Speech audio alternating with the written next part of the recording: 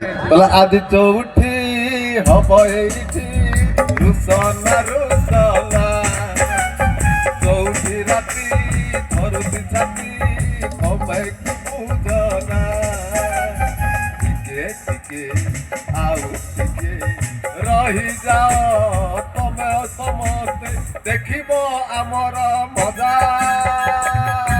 বাজিব তেলিকি বাজা বাজিব তেলিকি বাজা বাজিব তেলিকি বাজা বাজারে ভাই তেলিকি বাজা। ସମସ୍ତଙ୍କୁ ନମସ୍କାର। ଯେ ମୁଁ ଗୋଟେ କଥା ପ୍ରଥମେ କହିବି, ବୋଧେ ଏ ଅଞ୍ଚଳର କୌଣସି ଲୋକ ମରୁନଥିବେ, କାରଣ ଜମ ଏଠି ବୋଲି ଏଠି ସମସ୍ତେ ଅମର। ମୁଁ ଏଠି ଖଣ୍ଡେ ପ୍ଲଟ୍ କିଣିବି, ଘର କରିବି। ସବୁଆଡେ ପରା ଖାଲ ଦିଆ ଆସିଲା ସଳା ଟିକେ ଭଲ ତେଣୁକରି ଜମ ତ ରକ୍ଷା ପାଇବନି, ଯାହା ହଉ ଭଲ ରୁହ। ଯେ ଆଜିର କ୍ଷିତିଶ ଯୋଉ ଭୋଜି କରିଛି, ଏ ଭୋଜିକି ଦେଖିକି ମୋର ଗୋଟେ ପୁରାଣ କଥା ମନରେ ପଡୁଛି। ରାମଚନ୍ଦ୍ର ଯେତେବେଳେ ସୀତାଙ୍କୁ ଲଙ୍କାରୁ ନେଇକି ଆସିଲେ, ରାବଣକୁ ମର୍ଡର କରିସାରିଲା ପରେ ଆସିକି ଯେତେବେଳେ ଅଯୋଧ୍ୟାରେ ପହଞ୍ଚିଗଲେ, ତାଙ୍କ ଭିତରେ ଗୋଟେ କଥା ହେଲା, ଆମେ ଗୋଟେ ଭୋଜି ଦେବା ଏ ଖୁସିରେ। ରାମଚନ୍ଦ୍ର ଯେତେବେଳେ ଭୋଜି ଦେବେ, ସେଠି କେତେ ଲୋକ ଖାଇବେ ଆପଣ ଚିନ୍ତା କରୁଥିବେ। ମା ସୀତା ନିଜେ ତିଆରି କରିଥିଲେ। ସେ ଖଟାଟା ଏତେ ସୁନ୍ଦର ହେଇଥିଲା, ଲୋକମାନେ ଆଉ କିଛି ନ ଖାଇକି ସବୁ ସେ ଖଟା 8 ଥର 10 ଥର ଲେଖେ ମାଗି ଖାଇଲେ। ଆଚ୍ଛା, ରାମଚନ୍ଦ୍ର ଲକ୍ଷ୍ମଣ କହିଲେ କେତେ ଲୋକ ଖାଇଲେ, ଆଉ କେତେ ଲୋକ ଅଛନ୍ତି, ଆଇଟମ୍ କ'ଣ ଅଛି, ସମସ୍ତଙ୍କୁ ହେଇଯିବ ତ? ରାମଚନ୍ଦ୍ରଙ୍କ ଭୋଜି ମାନେ ଯିଏ ଯାହା ମାଗିବ ମନା କରିବାର ନାହିଁ, ଯିଏ ଯେତେ ଥର ଖାଇବ ସର୍ଟ ପଡ଼ିବାର ନାହିଁ। ସେଠୁ ତାଙ୍କ ପୂଜାରୀକୁ ପଚାରିଲେ ଆଉ କ'ଣ ଆଇଟମ୍ ସର୍ଟ ପଡ଼ିବ କି କ'ଣ ଅଛି? ସେ କହିଲେ ଆଜ୍ଞା ସବୁ ହେଇଯିବ, କିନ୍ତୁ ଖଟାଟା ଯେତିକି ଅଛି ଆହୁରି ପ୍ରାୟ 10-20 ହଜାର ଲୋକ ରହିଲେଣି, ଖଟାଟା ଟିକେ କମ୍ ହେଇଯିବ। ରାମଚନ୍ଦ୍ର କହିଲେ ଶୀଘ୍ର ଶୀଘ୍ର ଖଟା ବସା ଖଟା ବସା। ଆଜ୍ଞା ସେ ଜିନିଷ ସବୁ ମିଳିବ କୋଉଠି? ସେ ଅଙ୍ଗୁରୁ ସେ ଯୋଉ ଆସିଥିଲା ଅଶୋକ ବନରୁ, ରାବଣ ଅଶୋକ ବନ, ସେ ଜିନିଷ ସେ ମିଳିବନି। ହନୁମାନ କହିଲେ ରୁହ ରୁହ। ହନୁମାନ କହିଲେ କେତେ ଖଟା ଅଛି ଦେଖିବା। ଦେଖିଦେଲେ ହନୁମାନ କହିଲେ ଖଟା ହେଇଯିବ, ଖଟା ହେଇଯିବ।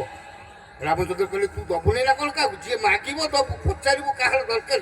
କହିଲେ ଆଜ୍ଞା ମୁଁ ସମସ୍ତଙ୍କୁ ପଚାରିବି, ଖଟା ମୁଁ ବାଣ୍ଟିବି। ହେଲା, ତାପରେ ସବୁ ଖାଇବା ବସିଛନ୍ତି। ହନୁମାନ ହେଠୁ କଥାକୁ ଭିଡ଼ିଦେଲେ, ଭିଡ଼ି ଦେଇ ଖଟା ବାଲ୍ଟି ଧଇଲେ, ସେ ଡଙ୍କାଟାକୁ ଧଇଲେ, ସମସ୍ତଙ୍କୁ ପଚାରିବେ। ହନୁମାନ ଯେତେବେଳେ ଏଇ ରକମ ଗଲେ, ଏ ତୁ ଖଟା ମାଗୁଥିଲୁ, ତୋର ଖଟା ଦରକାର? ନା ମୁଁ ଖଟା ଖାଇଛି, ଖଟା ଦରକାର କି ତୋର?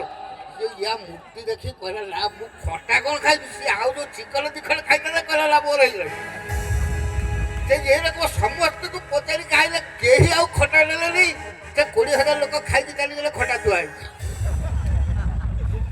କିନ୍ତୁ ଆଜି ଆମ ଭୋଜିରେ ସେମିତି ହବନି, ସେ ଭୟ କରିବେନି। ଆଜି ଯିଏ ଯେତେ ଯାହା ଖାଇବ, ମୁଁ ସେଥିପାଇଁ ଗୋଟେ କବିତା ଲେଖିକି ଆଣିଛି, ସେଗୁଡ଼ା ପଢ଼ାଯିବ। ସେ କବିତା ପଢ଼ିବା ସମୟ ହେଇନାହିଁ, ପଢ଼ିବି, ଆପଣ ସେମାନେ ଶୁଣିବେ। ହଉ,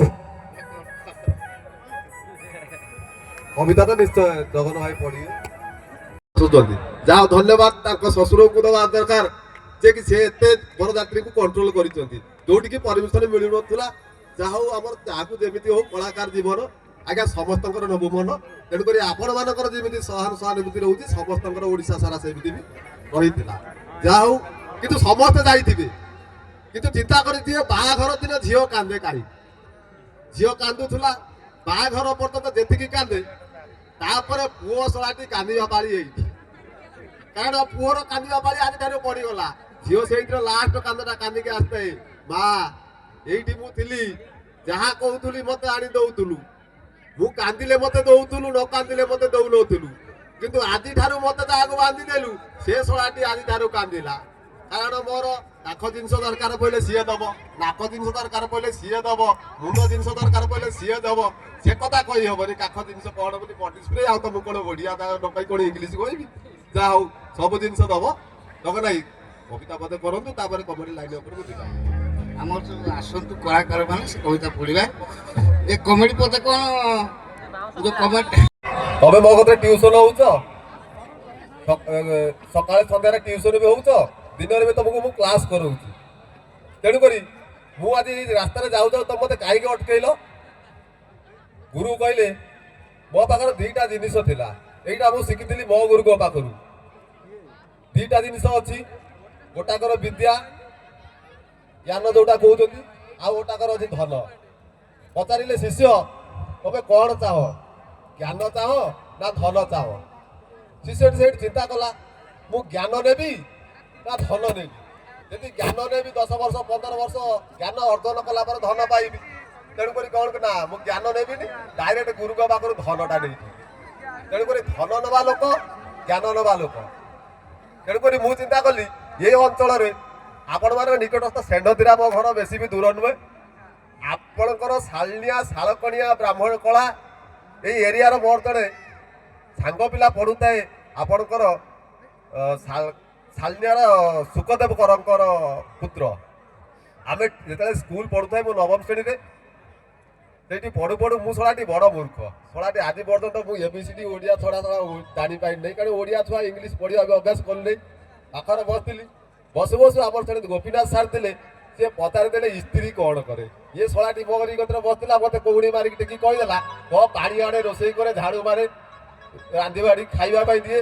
ମୁଁ ଶଳାଟି ଆଗାଧ ହାତ ଦେଖିଥିଲି, ସାର୍ ମୁଁ କହିବି। କହିଲା ସ୍ତ୍ରୀ କଣ କରେ?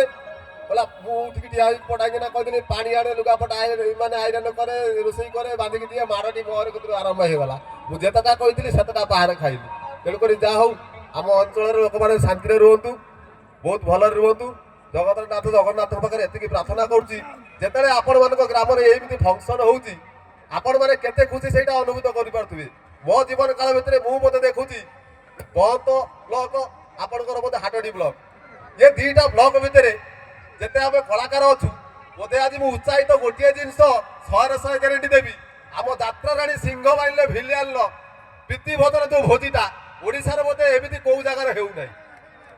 ଏମିତିକି କଟକ, ଭୁବନେଶ୍ୱର, ବାଲେଶ୍ୱର ପର୍ଯ୍ୟନ୍ତ ସମସ୍ତେ ବୁଲୁଛି। ଧନ୍ୟବାଦ ଦେବି ଆମର ଏ ଅଞ୍ଚଳରେ ଗ୍ରାମବାସୀ ମାନଙ୍କୁ ଓ ଅନ୍ୟ ଦୂର ଦୂରାନ୍ତରୁ ବନ୍ଧୁବର୍ଗ ଆସିଥିବା। ତେଣୁକରି ଆମର କବାଡି ପଦେ କରିଦେବୁ, ତାପରେ ଆମେ ମଞ୍ଚକୁ ଗଲା ପରେ ଭାଇମାନେ ଆମର ଆପଣମାନଙ୍କୁ ସଙ୍ଗୀତ ଶୁଣେଇବେ। ଭାଇ କବାଡି ଏଥର ଆରମ୍ଭ କରନ୍ତୁ। ପିଲାବେଳୁ ବୋଲେ କିଏ କହିପାରିବ ମା କ୍ଷୀରର ଉପକାରିତା କଣ? ସେଠୁ ଗୋଟେ ଚଗଲା ପିଲା ଥିଲା, ସେ ହାତ ଟେକି ଦେଲା, କହିଲା ଆଜ୍ଞା ମୁଁ କହିବି। କହିଲା ମା କ୍ଷୀରର ଉପକାରିତା ତ ବହୁତ ଅଛି, ତେବେ ମୁଁ ଯେତିକି ଜାଣିଛି ସେତିକି କହୁଛି। କହିଲେ କହ? କହିଲେ ମା କ୍ଷୀରର ଉପକାରିତା ପ୍ରଥମ ହଉଛି, ଅନ୍ୟ କ୍ଷୀରକୁ ତମେ ଆଣିକି ଗରମ କରିକି ପିଇବ। ମା କ୍ଷୀର ସବୁବେଳେ ଉଷୁମ ହେଇକି ଅଛି, ତାକୁ ଗରମ କରିବା ଦରକାର ନାହିଁ। ଦ୍ୱିତୀୟଟା ହଉଛି, ତମେ ଆଉ କୋଉଠି କ୍ଷୀର ଆଣିଲେ ତାକୁ କୋଉଠି ଥୋଇ ଦେଇଥିବ, ଗଡ଼ି ପଡ଼ିବ, ଢାଳି ହେଇଯିବ। କିନ୍ତୁ ମା କ୍ଷୀର ସବୁବେଳେ ଶିକାର ଝୁଲୁଛି, ସେ ଠେକି ଗଡ଼ିବାର ନାହିଁ। ତୃତୀୟଟା ହଉଛି, ତମେ ଯେତେ ଦିନ ଅଲଗା କ୍ଷୀର 2-4 ଦିନ ପରେ ଛେନା ଛିଡ଼ିଯିବ, ମା କ୍ଷୀର ଯେତେ ଦିନ ରହିଲେ ବି ଛେନା ଛିଡ଼ିବାର ଚାନ୍ସ ନାହିଁ। ଆଲୋଚନା କର ହରି ବୋଲ।